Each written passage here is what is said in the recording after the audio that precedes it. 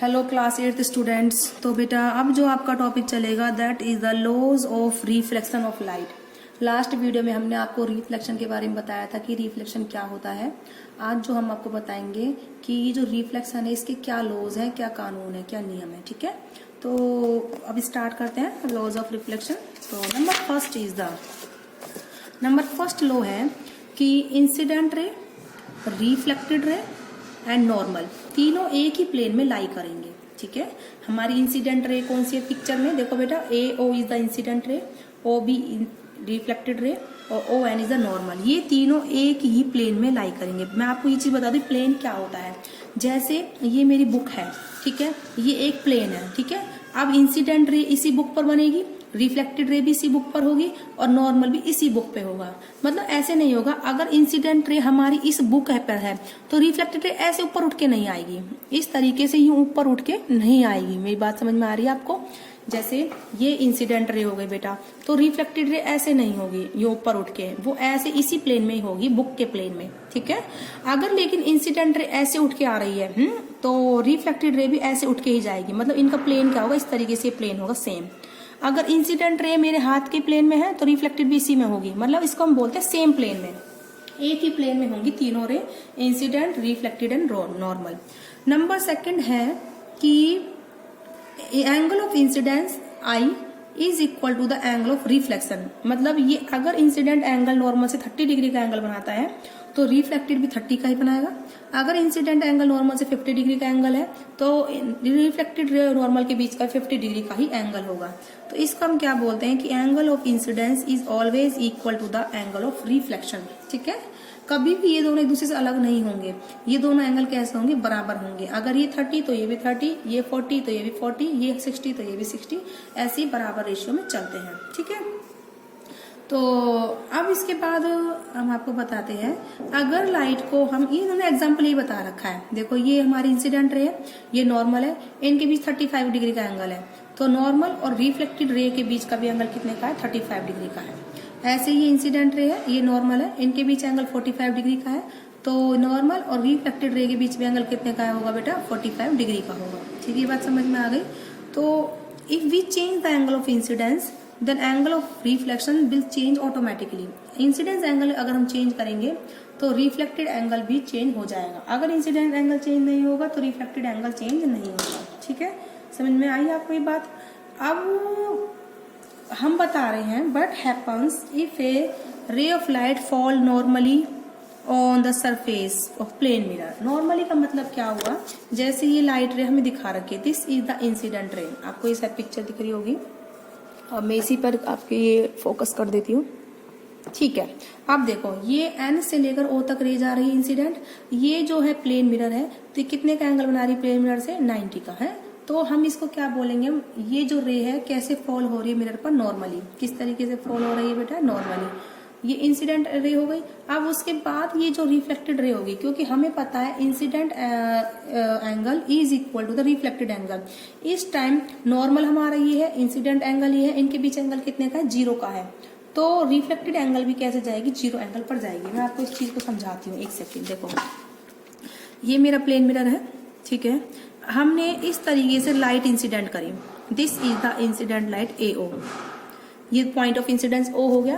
अब हम जब नॉर्मल डालेंगे तो वो ऐसे ही डालेंगे, तो नॉर्मल भी यही है और रिफ्लेक्टेड रे भी, सॉरी इंसिडेंट रे भी यही है, normal sorry and incident ray both एक साथ, दोनों एक साथ है, तो इनके बीच एंगल कितना है, 0 है। जैसे मान लो ये 2 रे हैं, इनके बीच एंगल कितना है, थीटा है। अब ये रे को और पास लाओ, जैसे ये पहली रे, इनके बीच एंगल 90 का है, फिर दूसरी रे हम पास लाए तो थीटा हो गया। अब मैं ये रे, देखो ये पहली रे, दूसरी रे को मैं पहले के पास आई तो एंगल घटेगा। देखो अब मैं इसको और पास ला रही हूँ इसके, तो एंगल घट रहा है। अब मैं और पास ला रही हूँ तो ये एंगल और घट रहा है। अब मैं इसी के ऊपर ले आती हूँ इस रे को, तो इनके बीच एंगल घटकर कितना हो गया, 0।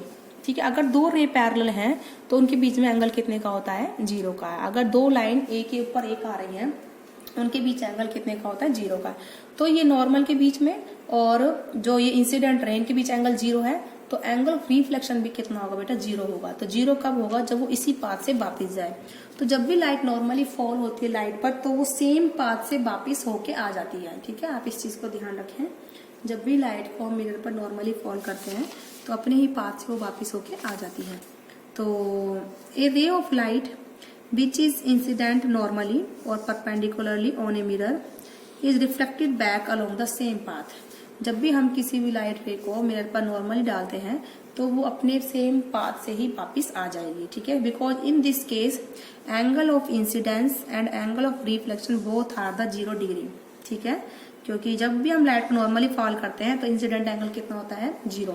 वैसे तो लाइट 90 एंगल बना रही है मिरर के साथ, तो लेकिन जो हमारा नॉर्मल है मिरर पर और इंसिडेंट रे है उनके बीच एंगल कितने का है बेटा, 0 डिग्री का है। तो रिफ्लेक्टेड एंगल भी कितने का होगा, 0 डिग्री का। तो आई होप आपको ये समझ में आया होगा कि हमने क्या करवाया है। लॉज ऑफ रिफ्लेक्शन बताए हैं। क्या क्या बताए थे लॉज ऑफ रिफ्लेक्शन, कि incident ray, normal and reflected ray तीनों एक ही प्लेन में लाई करेंगे, और angle of incidence is equal to the angle of reflection.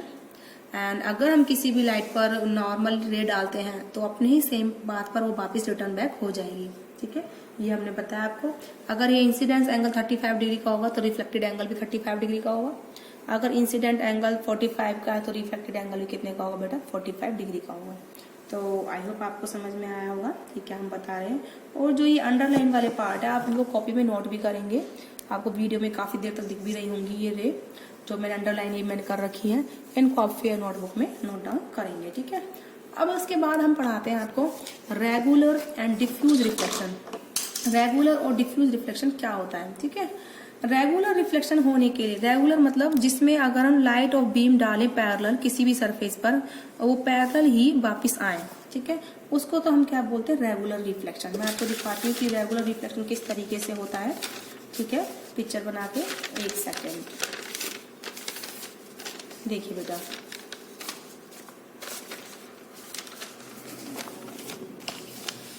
देखो ये हमारा प्लेन मिरर है, ये यहाँ से पॉलिश्ड है। ठीक है, अब ये मैंने 3 पैरेलल रे डाली है। ये तीनों रे कैसी है बेटा, ये मिरर पर मैंने पैरेलल रे डाली है।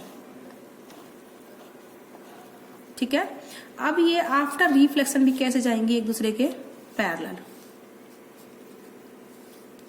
ठीक है, तो इसको हम बोलते हैं रेगुलर रिफ्लेक्शन। क्या बोलते हैं बेटा हम इसको, रेगुलर रिफ्लेक्शन। अगर हम रेज को पैरेलल इंसिडेंट करें सरफेस पर तो आफ्टर रिफ्लेक्शन भी वो कैसे जाएंगी, पैरेलल ही जाएंगी। इस फिनोमिना को हम क्या बोलते हैं बेटा, रेगुलर रिफ्लेक्शन। इसके लिए क्या कंडीशन है, क्या क्या कंडीशन इसके लिए हमें करनी पड़ती है। सरफेस पहली बात तो स्मूथ होनी चाहिए, स्मूथ, एकदम स्मूथ, गड्ढे नहीं होने चाहिए सरफेस पे। मतलब जो मिरर है उस पर गड्ढे नहीं होने चाहिए, एकदम स्मूथ होना चाहिए वो। देखो लिखा हुआ है regular reflection of light occur from smooth surface. Regular reflection of light occur from the smooth surface like that of plane mirror, जो कि हाई पॉलिश्ड होता है, या फिर कोई भी मेटल है जिसको अच्छे से पॉलिश कर रखा है, तो वो भी क्या करती है बेटा, रेगुलर रिफ्लेक्शन को करती है। ओके, तो रेगुलर रिफ्लेक्शन आपका क्या हुआ, जब भी हम पैरेलल बीम ऑफ लाइट डालते हैं तो वो रिफ्लेक्ट होने के बाद भी पैरेलल की ही बीम जाए, उसको हम क्या बोलते हैं, रेगुलर रिफ्लेक्शन। तो इस केस में क्या होता है, angle of incidence and angle of reflection are same of the all light all parallel beam, therefore they are reflected in the same direction.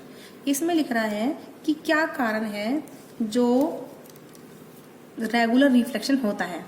ठीक है, तो इसमें मैं आपको अंडरलाइन कर देती हूँ। Angle of incidence and the angle of reflection are the same for the parallel rays of light fall on the smooth surface, therefore reflected ray of beam goes parallel, यानी कि ओनली इन वन डायरेक्शन। किसमें जाती है वो, one direction में। देखो इसने क्या बोला ये चीज को, ये हमारा क्या है, ये पहली रे है बेटा, ये दूसरी रे है इंसिडेंट, ये तीसरी है।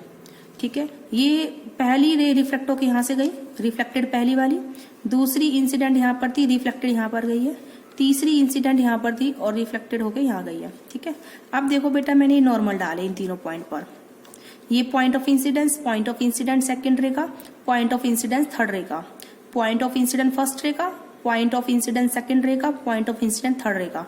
तो इनके बीच जो नॉर्मल और इंसिडेंट रे के बीच जो एंगल है वो सारे क्या होंगे बेटा, इक्वल होंगे। क्या होंगे, इक्वल। ऐसे ही since I is equal to R, तो ये वाला आर भी इक्वल होगा और ये वाला आर भी क्या होगा बेटा, इक्वल होगा।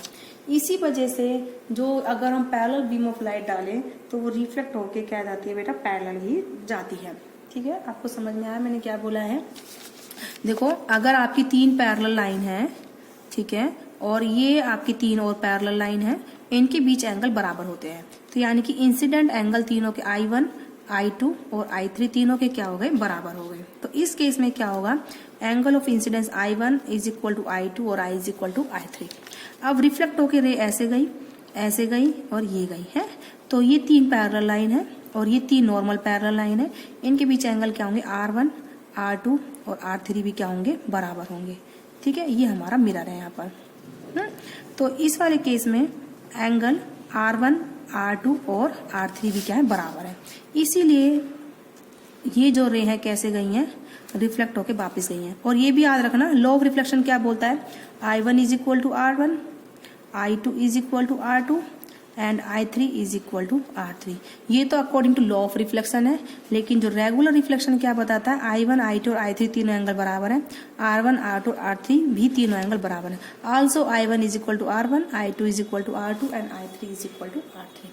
तो इन रेज पैरेलल क्यों जाती हैं, क्योंकि सारे केसेस में इंसिडेंट एंगल क्या है, सेम है, तो रिफ्लेक्टेड एंगल भी कैसे होंगे बेटा, सेम होंगे, इसलिए वो कैसे जाती है, पैरेलल जाती है। तो इसमें सब डायग्राम बन भी रहा होगा, मैं आपको दिखाती हूँ। ठीक है, तो ये है डायग्राम रेगुलर रिफ्लेक्शन का, पैरेलल बीम आ रही है, पैरेलल जा रही है। तो आज की वीडियो में बेटा इतना ही। नेक्स्ट वीडियो में हम आपको पढ़ाएंगे डिफ्यूज रिफ्लेक्शन। ठीक है, ओके बेटा।